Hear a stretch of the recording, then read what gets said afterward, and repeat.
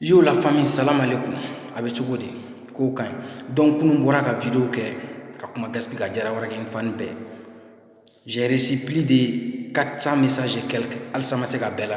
mais quand il dira JPP ka fan nous de la JPP ka fan parce que bête gaspillé fan do be JPP fan nya le ma famnya. Ko ne manga boko kuma gaspillé kan comme o la woshi abetan. Auta kalama. Chogodi dusukasi ne kan ani an tɔw kan an t'a fɔ gaspille cogo di an b'a fɔ gaspille ko gaspille b'a mɛn jɔn bɛ message ci gaspille ma ko gaspille b'o jaabi kelen an kan ka fɔ mɔgɔ minnu ye gaspille proche a ka manager ni a ka staff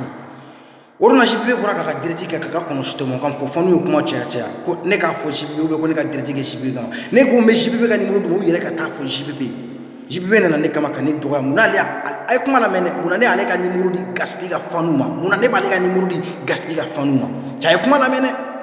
e min toi tu es censé manager en tant que manager général e de kan ka i ka artiste lakana ka artiste imagine a y'a mɔgɔ bɛɛ bloqué a ye ne yɛrɛ bloqué ko mun de la ne y'ale ka numéro di gaspille parce que numéro fila de bɛ JPP bolo ne tɛ nkalon tigɛ kelen de bɛ yen a bɛ baara ko la kelen bɛ yen o y'a ka numéro privé a bɛ baara kɛ min na i bɛ sigi i ye message 700 caman tɛ kelen dayɛlɛ i m'a faamuya tellement baarakɛ fanu diminen don ne y'a ka numéro principal de di fanu ma a nana diɲɛ kuma bɛɛ fɔ ne ka ne dɔgɔya mun na ne b'a ka numéro di fanu ma a bɛ tan a y'a fanu bɛɛ bloqué donc an tɛ se k'a fɔ gaspille an tɛ se k'a fɔ a kɛrɛfɛmɔgɔ ye an b'a fɔ jɔn ye a y'a kɛ Ala kama k'aw miiri sa an b'a fɔ jɔn ye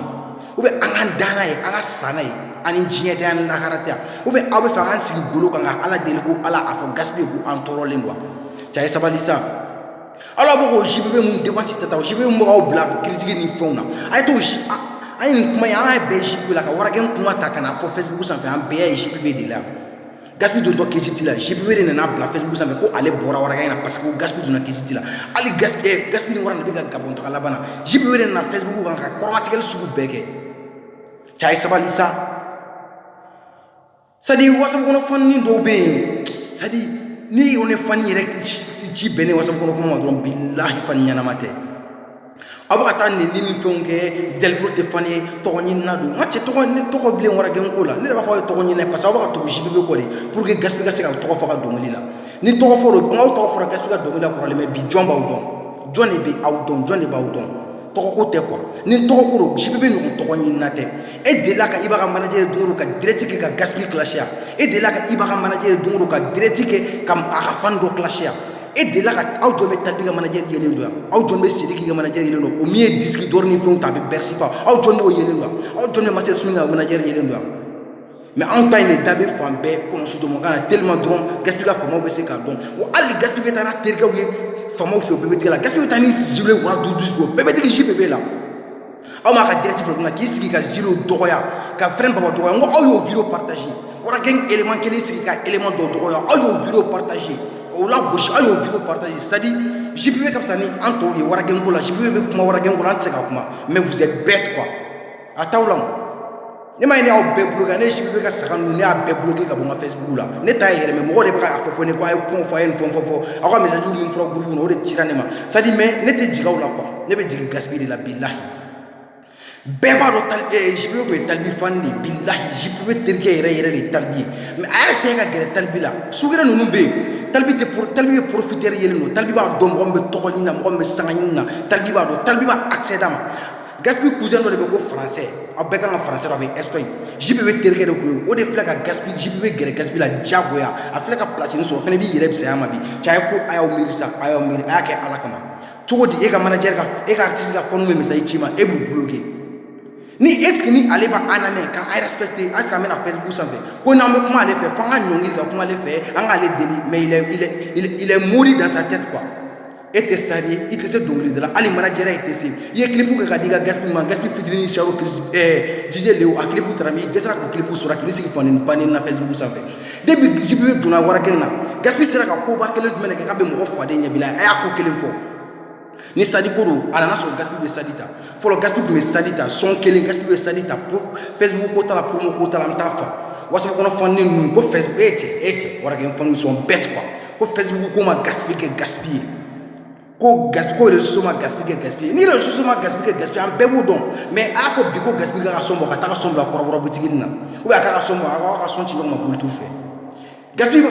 pour la Mauritanie ni réseaux sociaux de gaspille c'est Mauritanie ni gaspille sur Mauritanie on peut gaspiller sur la méthode réseaux sociaux gaspille ka ta Paris on peut gaspiller sur la méthode tellement quand tout da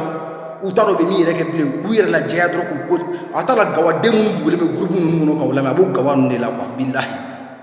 aw yere be mo la dongo do aw be gaspiller fait am bébé gaspiller fait dongo do dore ba bo gaspiller ka jamala dongo do dore ba bo cheka popularité la che mana barani man fe salo nyina be dese ko ke sa baro ko do de be sa ko do de be ok aw ko ne ta to nyine ko de be gaspiller fait aw be gaspiller fait muna gaspiller c'est ka trophée tan voici gral gaspiller dergab jama be chan gaspiller 1 muna gaspiller clip be YouTube ça fait depuis 2013 ou 1 million de vues sur le day muna follow gaspiller me concert fatruna ataka fatemble 3 auto gaspiller donc les défaits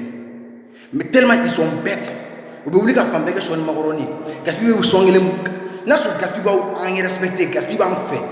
kuma me fo dala na be dusukuna amana mangachi toko to réseau en fait muna gaspiller te bo ka courage di fonu mo muna gaspiller te bo ka fonu sensibiliser gaspiller ba to la to songele mo wata do fo talbe ba do fo gaspiller ma do kawa do mi wuli go son ta ka ila kare kono gaspiller gaspiller rek miri de nunu kele ka fo kare kono ko e a dai gaspiller abe mun no fa de sima gaspiller ga carrière que tan gaspiller ga saima trophée international da gaspiller e ma se ka ko ba ke gaspiller ni e sara gaspiller nunu billahi mo ko kele mun mi gine ta gaspiller billahi bi tatu ko jugu ko bi tatu ko rapper wero ko be ni ko pe mais gaspiller ne ba mi fi gaspiller ne la me billahi gaspiller ne tu ko ne ba do be siga barla de ma mi dum ko bi gaspiller ti ya barata ni sebe ima famna iga barata ni sebe tinye be de ba do gaspiller be siga barena mo ko shite mali ko mi de la ko gaspiller se do ngi dala gaspiller billahi am bi fere sino gaspiller son su be derila ki babu ko ango ko antebi ko ki e glomina ango kan tebi ko ka kuma be fima ango kan tebi ko gaspiller am bi fere gaspiller kuma ya gaspiller mo mi fima ni gaspiller nante fe gaspiller e brakesi la duna gaspiller duni bite kele gaspiller billahi am bi fere mais iba ta tuko ne be danger la gaspiller ne ba kan fie pour que ka donner e ka fan do be se ka wa duru de ka concert la gaspiller yere teta mais gaspiller onu bloquer le ka page la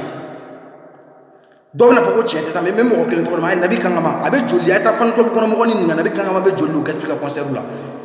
nabi kangama ni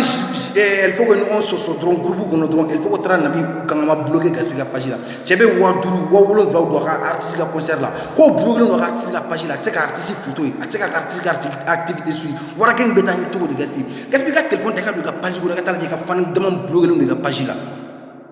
na kuma na fait téléphone na tanga téléphone ta na kuma na fait vocal la tata al na tele page ça me ka fako gaspiller ni ka ma janyo bi bloquer ni tra message gaspiller ka page la gaspiller ni ka ni mai bi bloquer ci ay sabali sa ala ko tesana so ala ko kundu an ba fako ana to ina sira la ala ba baraji dama mais an fa do ba ni suku bedanga ka ba ko suku bedanga o belango ko gaspiller sarate sur la sa ne ba ni fo gaspiller ne na tate faute gaspiller ni trophée tabi abedi gaspiller ne gramin tabi abedi ne kura tabi abedi gaspiller ni kera fon bi gaspiller na fa bedi ga ne ta na fa kele mala do ne ben disi gosi ngone ne ka artiste ne ben tigi fe ne ta na fa bana gaspiller ma fama mais ala ka tiɲɛ dɛmɛ ko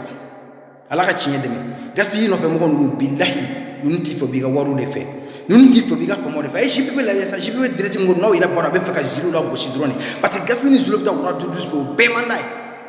abe fe drone gaspiller ko ko ge e ma gaspiller ko ko ge chekelo no kisiga nyama akelo gaspiller fonfon ali gaspiller snap ke nyengo na petit siga ko ngulu ka bo ate fe mo shiga gere gaspiller na te